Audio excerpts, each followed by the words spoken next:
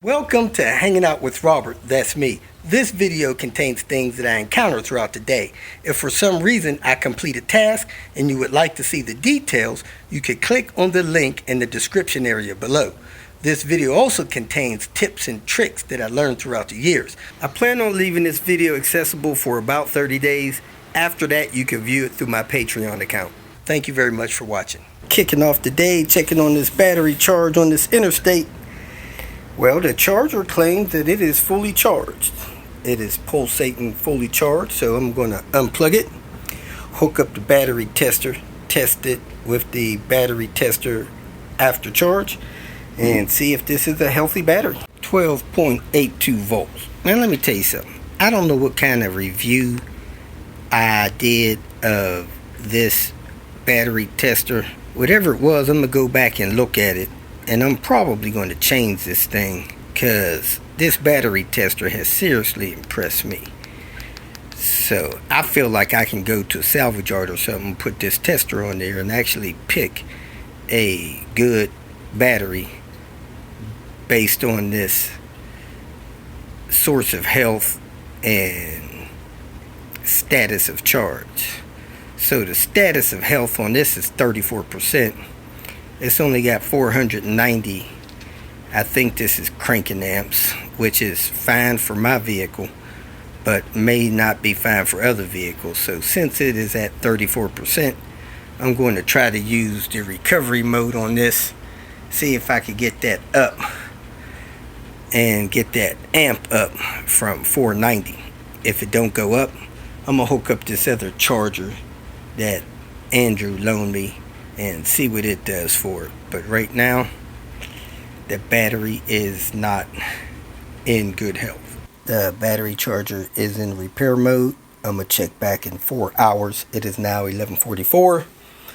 Somewhere around 4 o'clock, I'll see if this thing recovered this battery or not, or if it's at least in better shape than it was. As long as it's improving, I'll keep going into the recovery mode.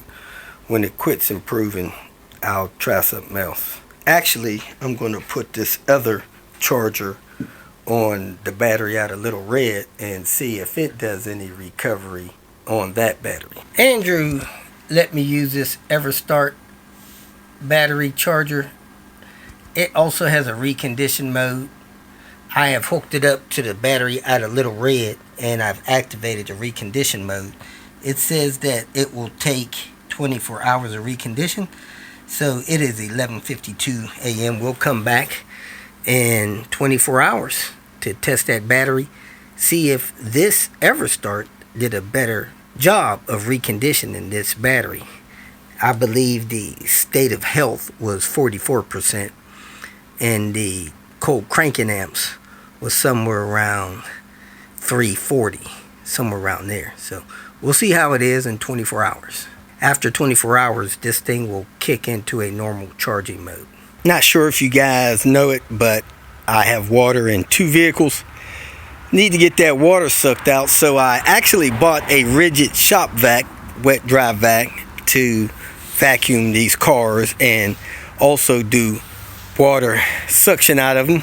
And I went to Home Depot and to pick up a wet vac filter and found this thing. It is a M12 vacuum cleaner. High suction, because it's fuel, compatible with their M12 batteries, man.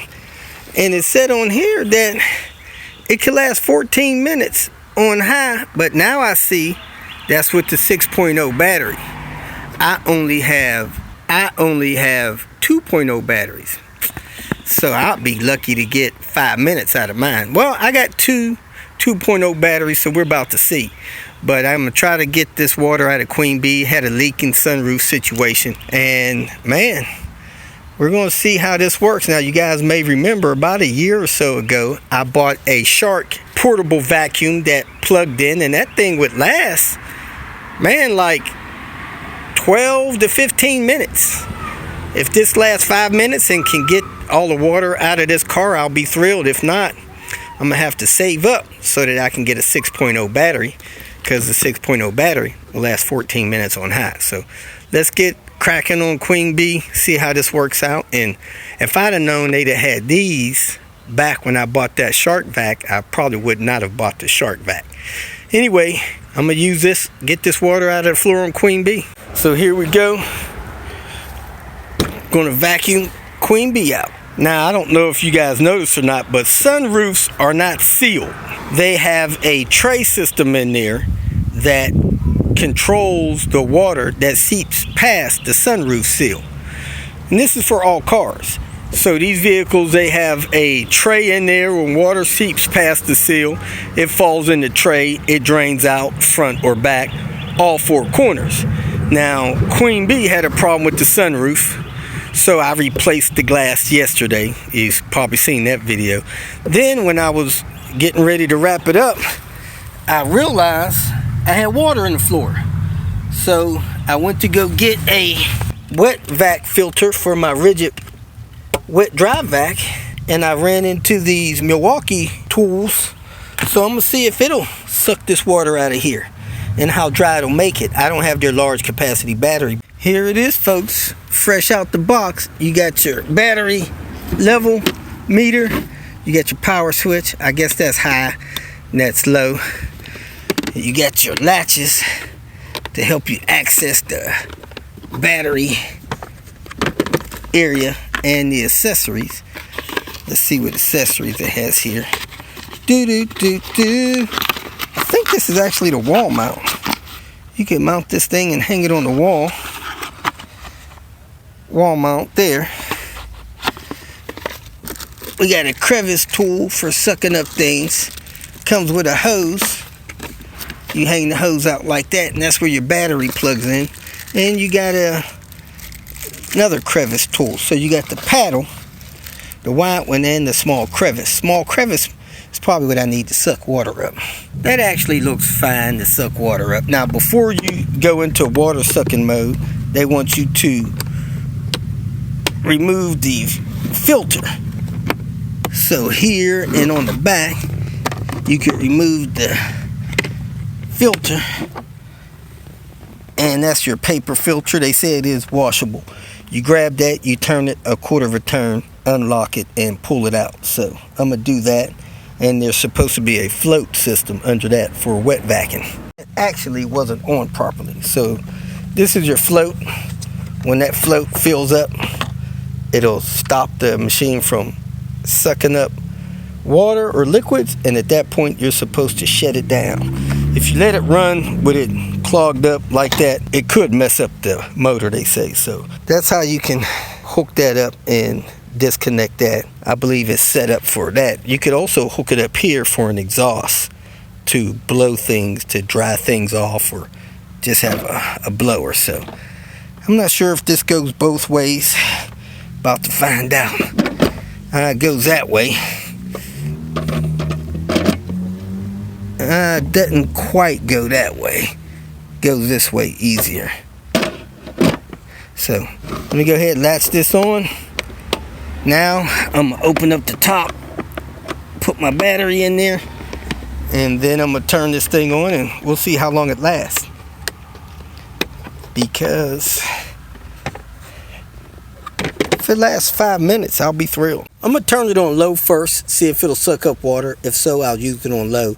Then I'll switch it to high to try to dry out the carpet a little bit.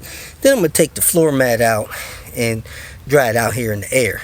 But as you can see, I got a good inch of water in here. Didn't know that was gonna happen.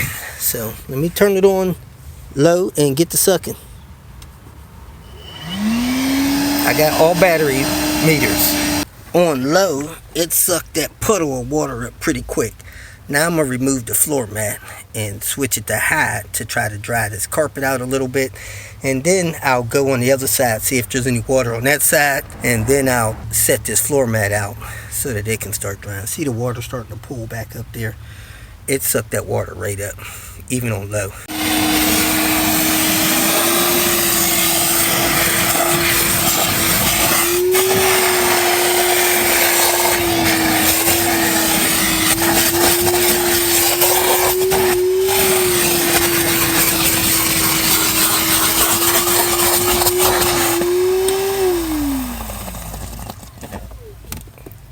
Let's see how much we got sucked up in here.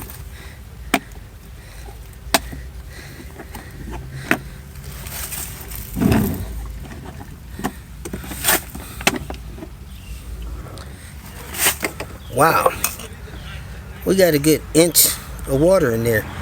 I'm gonna pour that out and turn this thing on high and try to dry this carpet out a little bit. Man, the initial blast, less than a minute, this thing sucked up about a half gallon of water like it wasn't nothing. So let me go ahead and try to get it to dry some of this floor out and go from there. The floor is still wet, but I can't splash any water around. So I don't know if any wet vac will get it any more dry than that. Probably a little drier. So I'm going to leave this window open, let that dry out a little bit. If I can, I'll get a fan on it and some heat on it later. But I'm going to take the floor mat out and let that dry out. So that's where we're at. Got it dry some with that Milwaukee Wet Vac Fuel M12. So there we have it. I would say I sucked up 3 quarts of water between the floor and that floor mat. I'm gonna keep it. I think it's a good addition to my little car tools here, my portable tools. And I'm gonna take back that rigid shop vac I got because I'd rather have something portable than have something strapped to the house. So there we are. Thanks for watching. I'm going to go over to those other 2 cars, see if there's any water in the floor on those. If so, I'm going to vacuum out those. Hopefully get these cars dry. I don't know if somebody stole the caps out of these wheels or if they were already missing. I'm willing to trade these wheels for some 17s. These are 18s. They've been bored out. Look like one was damaged there. It's a little bent on the outside. I don't know if that messes with the integrity of it, but I thought this thing had the colorful center caps. And still has one. Maybe they were already missing, nobody stole them. So anyway, I'm gonna open up this car, see if it's got any water in it. If so, vacuum it out. I also need to vacuum all that crap out along there so water doesn't accumulate in the car. That's a cause for that. And I'm gonna check that car for water as well. Well, what a surprise, this car is actually dry. Don't know if it's always been dry, but it's dry now. So I'm going to check the other car, and if that one's not wet, I'm going to break out the dry vac and vacuum these leaves out of the engine cowl. This car is damp, but it doesn't have water in the floor, so I'm going to let it air out a little bit, but I'll deal with this car when the time comes with some aggressive mold mediation. In the meantime, I'm going to get these cowls under the hood cleared out so water can drain out of them properly. And we have mosquitoes. Besides that, all this stuff built up in your firewall cowl can cause those drains to get blocked. It rains, it could cause water to flood into the car, whether it's through crevices here, up over the vents. You got to keep this stuff cleaned out. This is not good to have all of this debris in this cowl, so keep these cleaned out at least every other week. Man, look at this poor car here, covered with mold. The blankets eaten up, had rodents living in there. It's got all kind of stuff on top of the engine here, walnuts, and so yeah, keep all this stuff cleaned out or you'll have water in the car. So let me scrape as much of this stuff out as I can and vacuum up what I can, and hopefully this car will start drying out for me. It's actually got a clean air filter and no critters in there. If you keep this tube connected, usually you won't get critters in there because they'll have to crawl up in there, go down the tube, and then into the air box. They might not like all that travel, but if you don't have this in there, they'll go right under that air box. So that's good. No critters in the air box. But the filter was jammed down in there a little bit, so I'm gonna try to get that straightened out and get this thing cleaned and vacuumed. There's a lot of crap under this insulation. I need to tear that down and get another one. That protects your paint from the engine heat. I probably should go get my respirator on. That and a good pair of gloves rubber glove. This is what I'm left with after pulling all that stuff out and vacuuming. So I think the vacuum cleaner did pretty good. Battery started getting weak on that second car over there, and I think I'm good enough. I don't know if there's a bunch of dirt down in the drains or not, but I guess I'll check. So I got this one cleaned out. Then I came up here and I got this one cleaned out. Got all the stuff picked up out of there, and I vacuumed as much as I could. It's pretty wet. Then I vacuumed all that stuff off the engine. Some of that stuff was compact down in there like sawdust. But I got, I think, enough of it out of there to matter. So I'll check this every few weeks, once a month or something. I'll probably bring some water over here to wash down those drains and make sure those drains are clear. Bring something to poke down in those drains. So that's where I'm at. Let me go and start cleaning up some valves from the carbon buildup on those cylinder heads. Queen Bee been sitting for a while. The battery's acting dead. And since I'm in the mood of playing with batteries, we'll go ahead and pull this one and put it on the charger, see if we get it charged back up. Battery charger back in the standby mode. On this interstate battery, I believe the SOH was 33%. Let's see if it got any better. Charge was 98%. Oh, it did not go up much, from 33% to 34%. And the cranking amps is 495. I had to see where it was. This is a July 2015 battery that was down to 5 volts. So it looks like my repair feature in my charger is 0 for 2. So let me go ahead and test my battery that was in Queen Bee. This battery is less than a year old. It's a Duralast Gold. Should be good. I'm going to hit it with the tester and then I'm going to charge it up. That's the battery. Been sitting in Queen Bee. It's been depleted because I hadn't been driving it much. So let's go ahead. It's got 650 cranking amps out of vehicle before charge. Regular flooded cold cranking amps. 650, man.